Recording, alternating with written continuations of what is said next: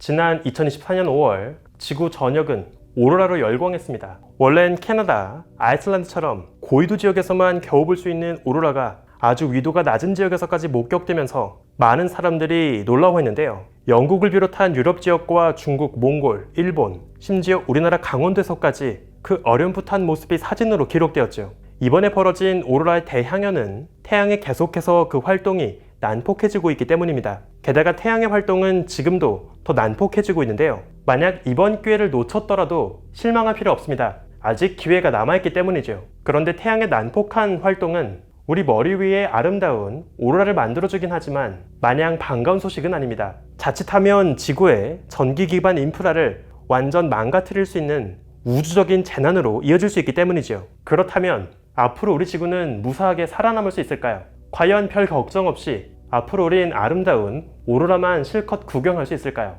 우주먼지 현자타임즈, 요즘 심상치 않게 난폭해지고 있는 태양 활동의 근황에 대한 이야기를 소개합니다. 태양은 안과 밖으로 복잡하게 얽혀있는 자기장을 형성하고 있습니다. 태양 자체가 꾸준히 자전하면서 태양을 에워싸고 있는 자기장의 밀도는 더 촘촘해지고 더 복잡하게 꼬여 들어가기 시작하죠. 중간중간 태양 표면 바깥으로 마치 U자 모양으로 휘어진 자기장이 나오면서 더 혼란스럽고 복잡한 형태를 갖게 됩니다. 원래 평화로웠을 땐 태양은 내부의 물질이 밖으로 올라오고 표면의 식은 물질이 다시 안으로 가라앉는 대류가 활발하게 작동합니다. 그런데 태양의 안과 밖으로 복잡하게 얽힌 자기장이 형성되면 이 대류의 흐름이 방해를 받기 시작하죠. 특히 자기장 다발이 표면을 가로질러 뚫고 나오는 구간에선 주변보다 비교적 온도가 낮은 영역이 만들어집니다. 주변에 비해서 온도가 낮기 때문에 이 영역은 훨씬 어둡게 보이죠. 이것을 태양 표면의 검버섯, 흑점이라고 부릅니다. 태양 활동이 활발해지고 자기장이 복잡해지면 그만큼 태양 표면에 만들어지는 흑점의 수도 늘어납니다. 태양의 활동성은 대략 11년을 주기로 변동하는데요. 아직 정확한 원인은 모르지만 태양의 자기장은 11년을 주기로 북극과 남극이 뒤집히고 있습니다. 자기장의 방향이 뒤집히는 과정에서 그 중간 단계일 때 태양의 전체적인 자기장의 세기는 제일 약해집니다.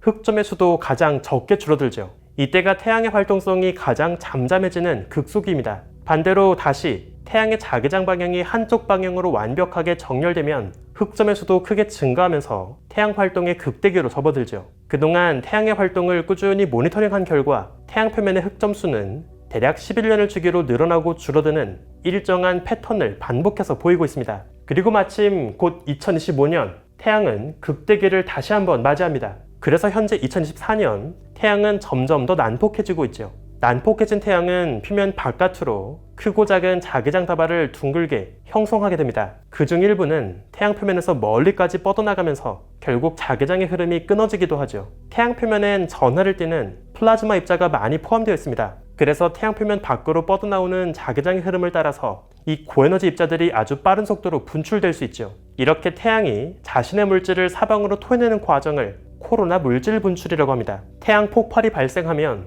우선 가장 먼저 지구에선 태양 표면에서 발생한 밝은 섬광을 목격할 수 있습니다. 이 섬광 자체는 빛이기 때문에 태양 표면에서 폭발이 벌어진 순간 8분이 지나면 바로 지구에서 목격할 수 있죠. 반면 태양이 방출한 고에너지 입자들은 빛, 광자와 다르게 약간의 질량을 갖고 있습니다. 그래서 빛의 속도보단 좀 더 느리게 날아오죠. 고에너지 입자들이 지구에 도달하기까진 대략 2-3일 정도의 딜레이가 걸립니다. 바로 그렇기 때문에 지구에서 미리미리 태양 폭발을 감시하고 언제쯤 피해가 닥칠지를 예보할 수 있는 것이죠. 태양 표면에서 끊어져 나온 자기장 다발과 함께 빠른 속도로 분출된 태양풍의 입자들이 우리 지구를 감싸고 있는 지구 자기장과 충돌합니다. 그러면 다시 지구 자기장 다발이 끊어지게 되고 태양풍 입자들은 그 흐름을 따라서 자기장이 높은 밀도로 모여드는 극지방으로 모여듭니다. 이 태양풍 입자들은 아주 높은 에너지를 머금고 있습니다. 그래서 지구 대기권의 산소 분자들에게 에너지를 가하면서 이 분자를 들뜨게 하죠. 들뜬 산소 분자들은 녹색, 보라색 등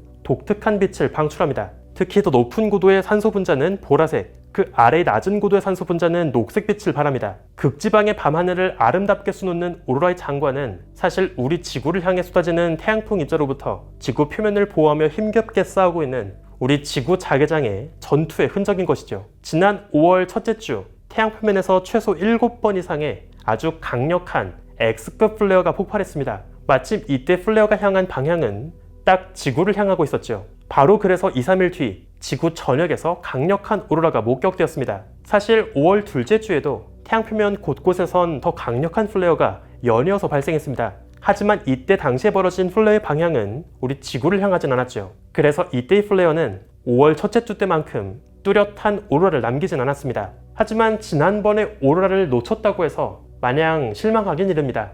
2025년 내년의 극대기를 향해서 태양은 지금도 꾸준하게 난폭해지고 있기 때문이죠. 앞으로도 1년 동안 태양은 더 많은 플레어와 태양 물질을 태양계 사방으로 토해낼 겁니다. 그리고 다시 한번 태양 표면으로 분출된 플레어 방향이 우리 지구를 향하게 된다면 우리 지구 전역의 하늘이 아름다운 오로라로 뒤덮이게 되는 순간을 또 만끽할 수 있겠죠. 하지만 태양풍은 마냥 아름다운 우주쇼로만 끝나지 않을 수도 있습니다. 더 심한 경우 우리 인류의 인프라를 망가뜨리는 끔찍한 우주적 재난을 일으킬 수 있죠. 땅 위에 설치된 전신주나 심지어 땅 밑에 깔려있는 각종 케이블까지도 망가질 수 있습니다. 실제로 과거 기록을 보면 태양 폭발로 인해서 지구에까지 피해가 이어진 사례들을 어렵지 않게 찾을 수 있는데요. 가장 유명한 사례 중 하나가 바로 1859년 9월에 기록된 캐링턴 사건이죠. 당시 9월 1일 오늘날 기준 무려 X50 클래스 규모의 아주 강력한 플레어가 벌어졌습니다. 그리고 바로 다음날 태양풍 입자들은 지구에 쏟아졌고 막대한 피해가 이어졌죠.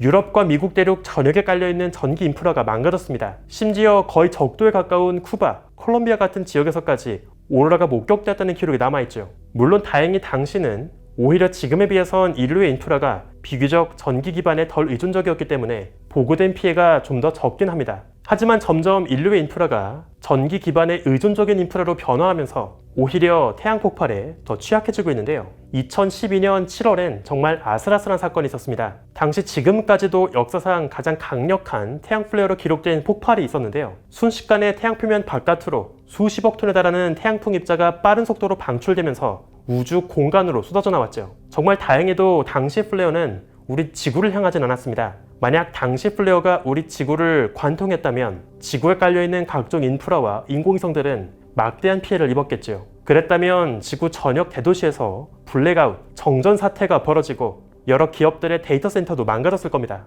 인공위성도 태양풍에 아주 민감한데요. 단순히 인공위성의 반도체가 망가지는 것을 넘어서서 아예 인공위성의 속도와 궤도에까지 영향을 줄 수 있습니다. 사실 지구 대기권에 살짝 걸쳐서 지구 주변을 돌고 있는 많은 지구 저궤도 위성들은 계속해서 지구 대기로 인한 마찰을 받고 있습니다. 그리고 조금씩 궤도가 늦어지고 속도가 느려지고 있죠. 국제 우주정거장, 허블 우주망원경도 마찬가지입니다. 그런데 태양의 폭발로 인해서 빠른 속도로 날아온 태양풍 입자까지 더해진다면 이들이 인공위성의 속도를 더 늦추는 또 다른 마찰력의 원인으로 작용할 수 있죠. 실제로 허블 망원경의 데이터를 보면 거대한 태양 폭발이 벌어질 때마다 궤도의 속도가 감소하는 정도는 2배 정도 증가합니다. 흥미롭게도 이제 천문학자들은 우리 지구의 오로라를 넘어서서 아주 먼 거리에 떨어진 외계 행성의 오로라까지 관측하는 시도를 이어가고 있는데요. 물론 지금의 기술론 지구처럼 작은 암석 행성 주변을 에워싸고 있는 희미한 오로라를 검증하는 건 여전히 어려운 시도입니다. 하지만 만약 중심별에 바짝붙어 돌고 있는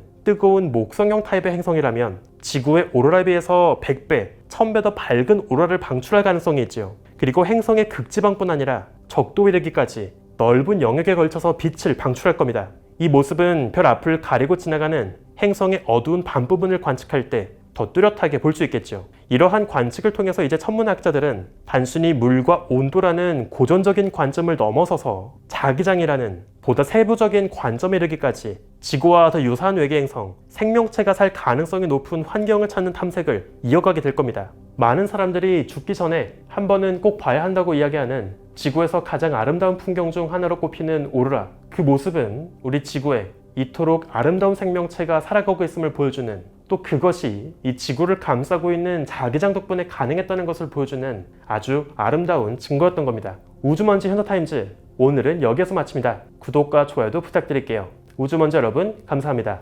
안녕.